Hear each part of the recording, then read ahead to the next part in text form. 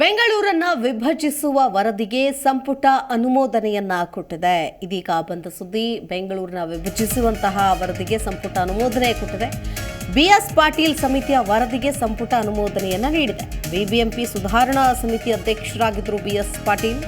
ಬೆಂಗಳೂರನ್ನ 10 ಪಾಲಿಕೆಗಳಾಗಿ ವಿಭಜಿಸುವಂತಹ ವರದಿ ಇದು. ಬಿಬಿಎಂಪಿಯನ್ನ ರದ್ದುಗೊಳಿಸೋದಕ್ಕೆ ಸಮಿತಿ ಶಿಫಾರಸು. ಗ್ರೇಟರ್ ಬೆಂಗಳೂರು ಅಥಾರಿಟಿ ಮಾಡುವ ಸಲಹೆಗೆ ಅನುಮೋದನೆ ಸಿಕ್ಕಿದೆ. ಬೆಂಗಳೂರು ವಿಭಜಿಸೋದಕ್ಕೆ ಅನುಮೋದನೆ ನೀಡಿದೆ ಈಗ ಕ್ಯಾಬಿನೆಟ್. ವಿಧಾನಸಭೆಯಲ್ಲಿ ಮಂಡನೆ ಆಗಲಿದೆ ಈ ವಿಧೇಯಕ. ಸಿಎಂ ಅಧ್ಯಕ್ಷರಾಗಿ ಇರಲಿರುವಂತಹ ಗ್ರೇಟರ್ ಬೆಂಗಳೂರು ಅಥಾರಿಟಿ ಬಿಬಿಎಂಪಿ ಸುಧಾರಣಾ ಸಮಿತಿ ಅಧ್ಯಕ್ಷ ಬಿಎಸ್ ಪಾಟೀಲ್ ಸಮಿತಿ ವರದಿಗೆ ಸಂಪುಟ ಇದೀಗ ಅನುಮೋದನೆಯನ್ನ ಕೊಟ್ಟಿದೆ. ಅಂದರೆ ಬೆಂಗಳೂರನ್ನ 10 ಪಾಲಿಕೆಗಳಾಗಿ ವಿಭಜಿಸುವಂತಹ ವರದಿ ಇದು. ಗ್ರೇಟರ್ ಬೆಂಗಳೂರು ಅಥಾರಿಟಿ ಮಾಡುವಂತಹ ಒಂದು ಸಲಹೆ. ಸೊ ಇದಕ್ಕೆ ಸದ್ಯಕ್ಕೆ ಅನುಮೋದನೆ ಸಿಕ್ಕಿದೆ. ಈ ಕುರಿತು ಮತ್ತಷ್ಟು ಡೀಟೇಲ್ಸ್ ಕೊಡ್ತಾರೆ ನಮ್ಮ ಪ್ರತಿನಿಧಿ ರಾಜಪ್ಪ ಸುತ್ತೂರು. ದೂರವಾಣಿ ಸಂಪರ್ಕದಲ್ಲಿ ಜಾಯ್ನ್ ಆಗ್ತಾ ಇದ್ದಾರೆ. ಎಸ್ ರಾಜಪ್ಪ, ನೋಡ್ತಾ ಇದ್ದೀವಿ 10 ವಲಯಗಳಾಗಿ ಪುನರ್ರಚನೆ ಮಾಡುವಂತಹ ವರದಿ ಇದು. ಸೊ ಎಕ್ಸಿಕ್ಯೂಟ್ ಆಗುತ್ತಾ? ಸಂಪುಟದಲ್ಲಿ ಅನುಮೋದನೆ ಸಿಕ್ಕಿದೆ, ಮುಂದಿನ ಪ್ರೋಸೆಸ್ ಹೇಗೆ ಅಂತ? ಶಿಲ್ಪ, ಇಂದು ಸಚಿವ ಸಂಪುಟ ಸಭೆಯಲ್ಲಿ ಈ ಒಂದು ವಿಷಯದಲ್ಲಿ ಬಿಎಸ್ ಪಾಟೀಲ್ ಅವರು ಕೊಟ್ಟಂತ ಏನು ವರದಿ ಏನಿತ್ತು ಆ ವರದಿಯನ್ನ ಸಚಿವ ಸಂಪುಟ ಸಭೆ ಅನುಮೋದನೆ ಮಾಡಿದೆ.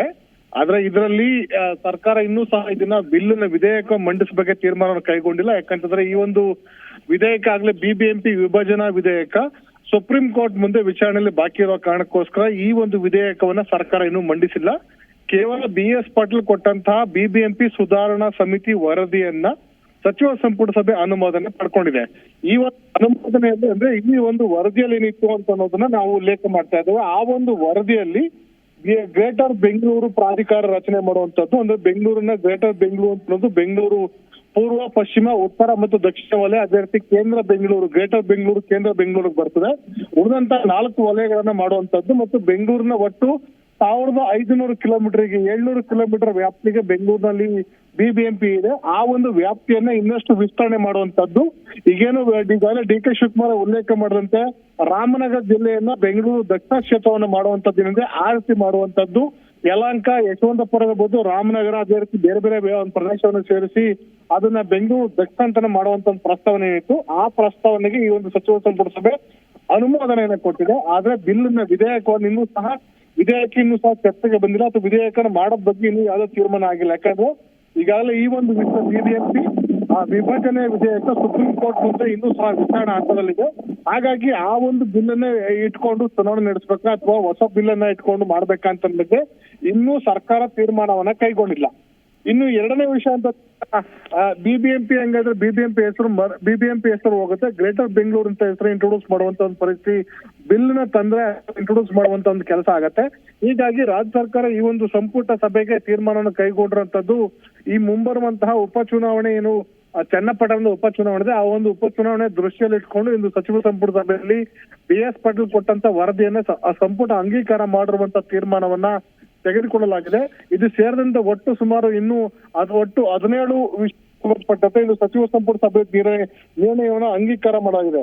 ವಿಶೇಷ ಅಂತಂದ್ರೆ ಮತ್ತು ಮುಂಬರುವಂತ ಈಗ ನೀಟ್ ಸಂಬಂಧಪಟ್ಟಂತೆ ರಾಜ್ಯ ಸರ್ಕಾರ ಈಗಾಗಲೇ ಹಲವು ನಿರ್ಣಯಗಳನ್ನ ಕೈಗೊಳ್ಳಬೇಕು ಅಂತೇನಿದೆ ಅದು ಸಂಬಂಧಪಟ್ಟಂತೆ ನಾಳೆ ವಿಧಾನ ಮಂಡಲದ ಉಭಯ ಸದನಗಳಲ್ಲಿ ಈ ನೀಟ್ ಅನ್ನ ವಿರೋಧಿಸಿ ಒಂದು ನಿರ್ಣಯನ ಮಂಡಿಸಲಿಕ್ಕೆ ಸರ್ಕಾರ ತೀರ್ಮಾನವನ್ನ ಇಂದು ಸಚಿವ ಸಂಪುಟ ಸಭೆಯಲ್ಲಿ ಕೈಗೊಂಡಿದೆ. ಅದೇ ರೀತಿ ವಿಧಾನಸಭೆ ಮತ್ತು ಲೋಕಸಭಾ ಕ್ಷೇತ್ರಗಳ ಮರು ವಿಂಗಡಣೆ ಮಾಡುವಂತದ್ದು, 1 ನೇಷನ್ 1 ಎಲೆಕ್ಷನ್ ಮಾಜಿ ರಾಷ್ಟ್ರಪತಿ ಆಗಿರುವಂತಹ ರಾಮನಾಥ್ ಕೋವಿಂದ್ ನೇತೃತ್ವದ ಸಮಿತಿ ಕೇಂದ್ರ ಸರ್ಕಾರಕ್ಕೆ ಸಲ್ಲಿಸುವಂತ ವರದಿಯನ್ನ ವಿರೋಧಿಸುವಂತದ್ದು. ಯಾಕಂತಂದ್ರೆ ಈ ಅಧಿವೇಶನ ನಾಳೆ ಇಂದಿನ ಏನು ಲೋಕಸಭೆ ಅಧಿವೇಶನ ಬಜೆಟ್ ಅಧಿವೇಶನ ಆರಂಭವಾಗಿದೆ.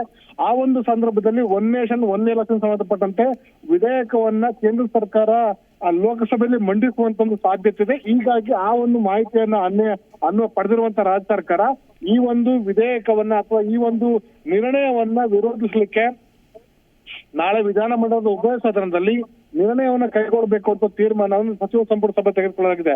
ಈ ಪ್ರಮುಖ 3 ನಿರ್ಣಯ: 1 ನೀಟ್ ಪರೀಕ್ಷೆಯನ್ನು ವಿರೋಧಿಸುವಂತದ್ದು, 2ನೇದು ವಿಧಾನಸಭೆ ಮತ್ತು ಲೋಕಸಭೆಯ ಮರು ವಿಂಗಡಣೆಯನ್ನ ವಿರೋಧಿಸಿ ನಿರ್ಣಯ ಕೈಗೊಳ್ಳುವಂತದ್ದು, ಮೂರನೇದಾಗಿ ಒನ್ ನೇಷನ್ ಒನ್ ಎಲೆಕ್ಷನ್ ಸಂಬಂಧಪಟ್ಟಂತೆ ವಿರೋಧಿಸಿ ನಿರ್ಣಯವನ್ನು ಸಹ ನಾಳೆ ವಿಧಾನಸಭೆಯಲ್ಲಿ ಮಂಡಿಸಲಿಕ್ಕೆ ಇಂದು ಸಚಿವ ಸಂಪುಟ ಸಭೆಯಲ್ಲಿ ತೀರ್ಮಾನ ಕೈಗೊಳ್ಳಲಾಗಿದೆ. ಅದು ಉಳಿದಂತೆ ಈ ಒಂದು ಗ್ರೇಟರ್ ಬೆಂಗಳೂರು ರಚನೆ ಮಾಡೋದ್ ಬಗ್ಗೆ ಅಥವಾ ಗ್ರೇಟರ್ ಬೆಂಗಳೂರು ಪ್ರಾಧಿಕಾರದ ವರದಿಯನ್ನ ಸ್ವೀಕಾರ ಮಾಡೋ ಮೂಲಕ ಸರ್ಕಾರ ಹೊಸ ಒಂದು ತೀರ್ವನ್ನ ಈ ಒಂದು ರಾಜಕೀಯ ಹೋರಾಟಗಳಿಗೆ ಹೊಸ ತೀರ್ವನ್ನ ಕೈಗೊಳ್ಳುವಂತ ಸಾಧ್ಯತೆ ಇದೆ. ಇನ್ನೊಂದು ಮಹತ್ವದ ವಿಷಯ ಅಂತಂದ್ರೆ ಇದೇನು ನಿನ್ನೆ ಮೊನ್ನೆ ಕಳೆದ ಅಷ್ಟು ದಿನಗಳಿಂದ ಚರ್ಚೆ ಆಗ್ತಾ ಇದ್ದಂತೆ ಬಿಜೆಪಿ ಸರ್ಕಾರದ ಅವಧಿಯಲ್ಲಿ ಆಗಿರುವಂತ ಬೇರೆ ಬೇರೆ ಪ್ರಕರಣಗಳನ್ನ ಸಿಬಿಐ ತನಿಖೆಗೆ ವಹಿಸಬೇಕು ಅಂತ ಅನ್ನೋದು ಅಥವಾ ವಿಶೇಷ ತನಿಖಾ ದಳದಿಂದ ತನಿಖೆಯನ್ನು ಮಾಡಿಸಬೇಕು ಅಂತ ಅನ್ನೋ ಬಗ್ಗೆ ರಾಜ್ಯ ಸರ್ಕಾರ ತೀರ್ಮಾನ ಕೈಗೊಳ್ತೇವೆ ಅಂತ ಮುಖ್ಯಮಂತ್ರಿಗಳು ಮೊನ್ನೆ ಪ್ರಕಟ ಮಾಡಿದ್ರು. ಆ ಒಂದು ತೀರ್ಮಾನವೂ ಸಹ ಇಂದು ಸಚಿವ ಸಂಪುಟ ಸಭೆಯಲ್ಲಿ ಆಗಿದೆ ಅಂತ ಅನ್ನೋದು ಮಾಹಿತಿ ಲಭ್ಯವಾಗ್ತಾ ಇದೆ. ಇನ್ನೂ ಸಹ ಅಧಿಕೃತ ಮಾಹಿತಿ ನಮಗೆ ಲಭ್ಯವಾಗಬೇಕಾಗಿದೆ. ಆದ್ರೆ ಇಂದು ಸಚಿವ ಸಂಪುಟ ಸಭೆಯಲ್ಲಿ ಈ ಒಂದು ವಿಷಯನೂ ಸಹ ಪ್ರಸ್ತಾವನೆಯಲ್ಲಿತ್ತು. ಬಿಜೆಪಿ ಸರ್ಕಾರದ ಅವಧಿ ಆಗಿರುವಂತಹ ಹಗರಣಗಳ ವಿವಿಧ ನಿಗಮಗಳಲ್ಲಿ ದೇವರಾಜ ಅರಸು ಪ್ರಕರಣ ಇರಬಹುದು ಅಥವಾ ಈ ಒಂದು ಬೋವಿ ನಿಗಮದಲ್ಲಿ ಆಗಿರುವಂತಹ ಪ್ರಕರಣಗಳು ಈಗಾಗಲೇ ತನಿಖೆ ಹಂತದಲ್ಲಿವೆ.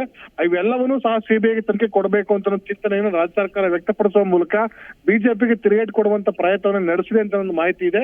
ಅಂದ್ರೆ ಅಂತಿಮ ನಿರ್ಣಯ ಕೈಗೊಳ್ಳಲಾಗಿದೆಯಾ ಇಲ್ವಾ ಅಂತ ಬಗ್ಗೆನೂ ಸಹ ಇನ್ನೂ ಒಂದಷ್ಟು ಸ್ಪಷ್ಟ ಮಾಹಿತಿ ನಮಗೆ ಲಭ್ಯವಾಗಬೇಕಾಗಿದೆ. ಶಿಲ್ಪಾ, ಓಕೆ, ಧನ್ಯವಾದ ರಾಜಪ್ಪ ಡೀಟೇಲ್ಸ್ಗಾಗಿ.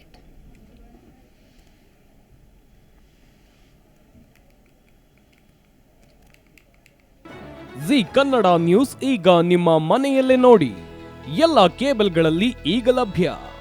ಸನ್ Direct 292, Jio TV 1334, U digital 162, city cable 51, GTPL 17, Abhishek cables 821, rock line telecommunication 51, Shri Basaveshwara number 60, Vinayaka digital number 53, in digital number 896ರಲ್ಲಿ. ನಿಮ್ಮಿಸ್ತದ ಜಿ ಕನ್ನಡ ನ್ಯೂಸ್ ನೋಡಿ ಆನಂದಿಸಿ.